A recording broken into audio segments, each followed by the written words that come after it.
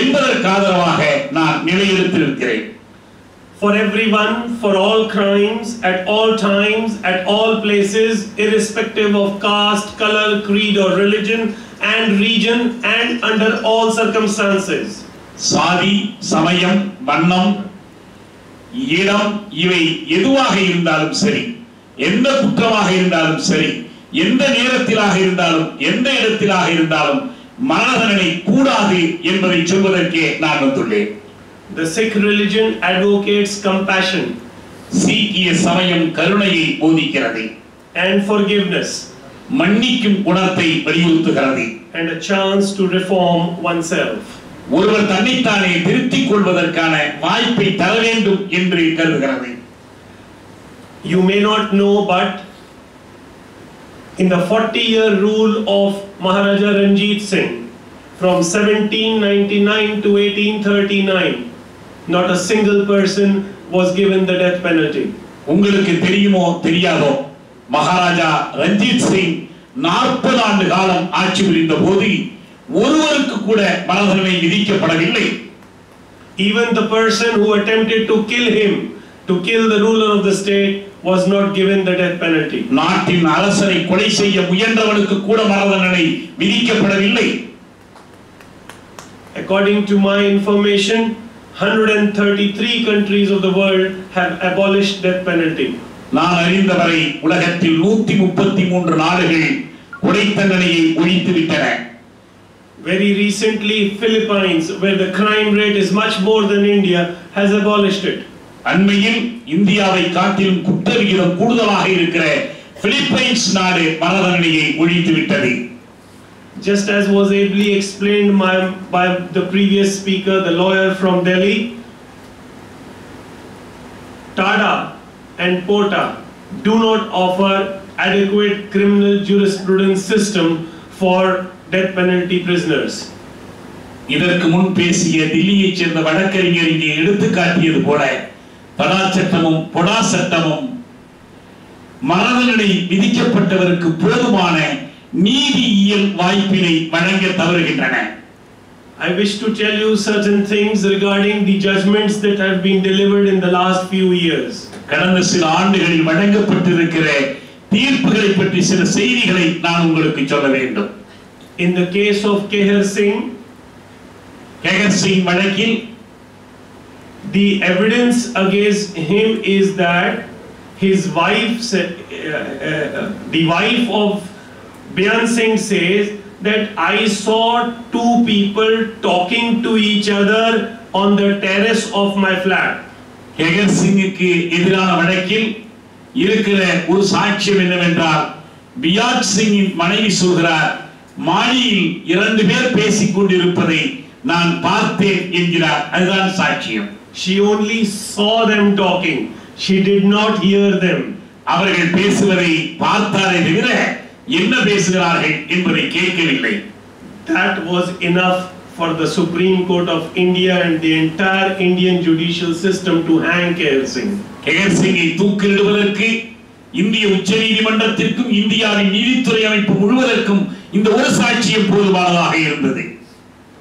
In case of Devinder Pal Singh Pullar, Devinder Pal Singh Pullar வழக்கில், who has been sentenced to death, out of 3 judges, one judge has said that the convict should be acquitted. அவருக்கு மரண தண்டனை விதிக்கப்பட்ட போது 3 நீதிபதிகளில் ஒரு நீதிபதி அவரை விடுதலை செய்ய வேண்டும் என்று கூறினார். But he still remains to be on the death row for the last 9 years. கடந்த 9 ஆண்டுகளாக இதையும் மீறி அவர் மரண கொட்டடியிலே இருந்து வருகிறார். In the case of Harjinder Singh Jinnah and Sukha, the petition for annulment of TADA was pending in the Supreme Court. Harjinder Singh Sukha ஆகியோருடைய வழக்கில் அவருடைய மேல்முறையீடு உச்சநீதிமன்றத்தில் தீர்வு செய்யப்படாமல் இருந்தது. But then they were hanged, and within a few weeks of the hanging, TADA was annulled. அப்படியும் அவர்கள் தூக்கிலிடப்பட்டார்கள். அவர்கள் தூக்கிலிடப்பட்ட சில வாரங்களில் தடா சட்டமே நீக்கம் செய்யப்பட்டு விட்டது.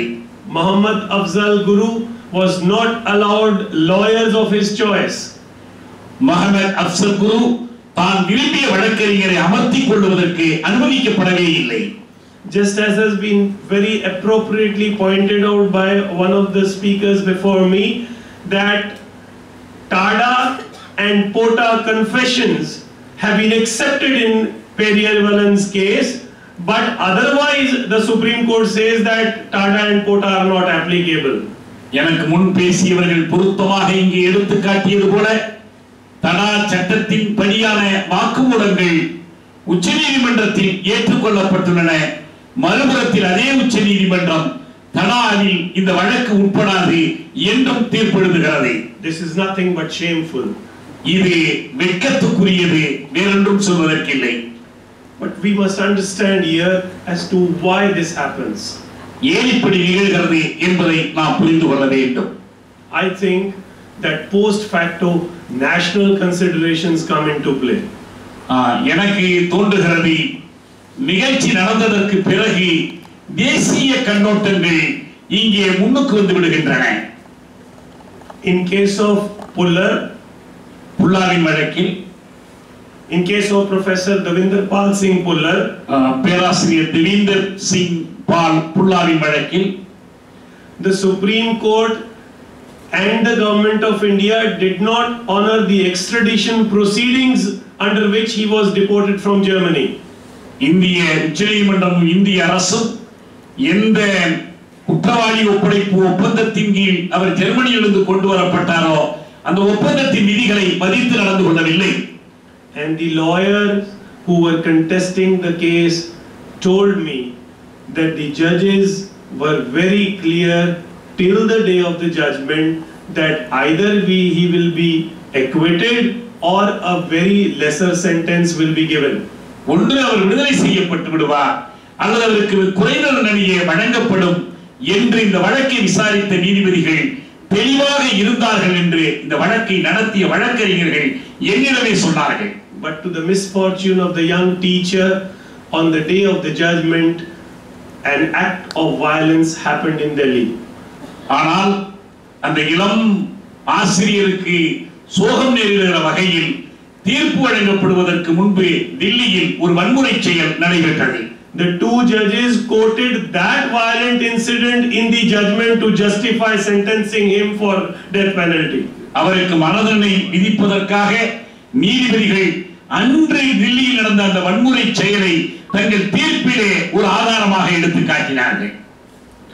While India supposedly fights along with other countries a war on terror, பயங்கரவாதத்திற்கு எதிரான போரில் மற்ற நாடுகளோடு சேர்ந்து இந்தியாவும் போரிடுவதாக அனுமானித்துக் கொள்ளப்படுகிற அதே நேரத்தில் all of us here are facing a war of errors. நாம் எல்லோரும் இங்கே பயங்கரவாதம் நடத்துகிற ஒரு போரை சந்தித்துக் கொண்டிருக்கிறோம். If Periyarivalan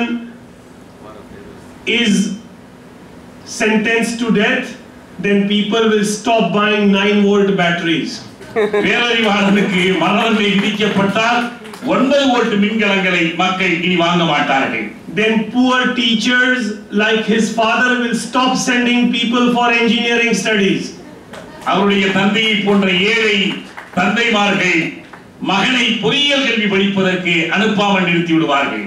As his name suggests that he is a man of vast knowledge, and as one of the earlier speakers said, I was told in person that he is the education minister in the Vellore prison. It is a crying shame on the Indian justice system. பெயரிலேயே அவர் பேரறிவாளனாக திகழ்கிறார். அவர் இருக்கும் சிறையில் கல்வித்துறை அமைச்சராக இருக்கிறார் என்றும் இங்கே குறிப்பிட்டார்கள். அப்படி ஒருவரை இப்படி ஒரு நிலைக்கு ஆளாகி இருப்பது வெட்கத்துக்குரியது. It is to the full credit of the person that you can see his smiling face. அவருடைய புன்னகை முகத்தை பாருங்கள். ஒரு பெருமைக்குரிய மனிதர் அவர். Even after 15 long years in prison. 15 ஆண்டுகளுக்கு மேல் சிறையிலே கழித்ததற்கு பிறகும் அவர் எப்படி இருக்கிறார் என்பதை தெரிந்து கொள்ளுங்கள். But beyond the smile lies hypertension. அந்த புன்னகைக்கு அப்பால் ஒரு அழுத்தம் இருக்கிறது காணப்படுகிறது. And large number of medicines which he has to take every day. அவருடைய இரத்த அழுத்தத்திற்காக பல மருந்துகளை உட்கொள்ள வேண்டிய கட்டாயத்திலே இருக்கிறார். And in his book he says that he does not seek life. நான் உயிர் பிச்சை கேட்கவில்லை என்று அவர் தன்னுடைய புத்தகத்திலேயே எழுதி இருக்கிறார். He seeks justice. அவருக்கு வேண்டியது நீதி. This is a slap once again on the Indian justice system. இந்திய நீதித்துறையின் கன்னத்தில் விழுகிற அறை இது. The arguments against death penalty are simple and straightforward. மரண தண்டனைக்கு எதிராக முன்வைக்கப்படுகிற வாதுரைகள் எளிமையானவை, நேரடியானவை. It is cruel, inhuman and degrading punishment. அது கொடிய, மனிதத்தன்மை இல்லாத, மனித மானத்தை இழிவுபடுத்துகிற தண்டனை முறை. It violates right to life. அது உயிர் வாழ்வதற்கான உரிமையை மீறுகிறது. It is irrevocable. அந்த தண்டனையை நிறைவேற்றிவிட்டால் மீண்டும் அதனை சரி செய்ய முடியாது. It has never shown in any country that death penalty has reduced crime. மரண தண்டனையால் குற்றங்கள் குறைந்திருப்பதாக எந்த நாட்டிலிருந்தும் ஆதாரம் தர முடியாது. And while the Supreme Court says, or rather it was said by one of the judges that it is to be given in the rarest of rare, உச்ச நீதிமன்றத்தினுடைய மாண்புமிகு நீதிபதிகள் அரிதான வழக்குகளில் மட்டுமே தண்டனை விதிக்க வேண்டும் என்று கூறியிருந்தாலும் there is overwhelming evidence to show, particularly in India and South Asia, இந்தியாவிலும் தெற்காசியாவிலும் மிக பெருமளவில் வெளிப்படுகிற சான்று காட்டுவது என்னவென்றால் that death penalty is given to the poorest of the poor. ஏழையிலும் ஏழைக்கு மரண தண்டனை தரப்படுகிறது. It is against the letter and spirit of all UN declarations and covenants. அனைத்து ஐநா சாற்றுரைகளுக்கும் சட்ட விதிகளுக்கும் அது முரணானது. It is time for civil society like yours உங்களுடையதை போன்ற குடியியல் சமுதாயம் to stand up and organize concerted efforts எழுந்து நின்று தொடர்ச்சியான முயற்சிகளை மேற்கொண்டு for the release of Periyarivalan, Murugan and Santhan in the Vellore prison. Vellore சிறையிலே அடைபெற்றிருக்கிற பேரறிவாளன் முருகன், சாந்தன் ஆகியோரின் விடுதலைக்காக குரல் கொடுக்க வேண்டும். Sarabjit Singh in Pakistan, பாகிஸ்தானில் நடைபெற்றிருக்கிற Sarabjit சிங்கிற்காக, and the three mentioned earlier in Delhi and Punjab. டில்லியிலும் பஞ்சாபிலும் நான்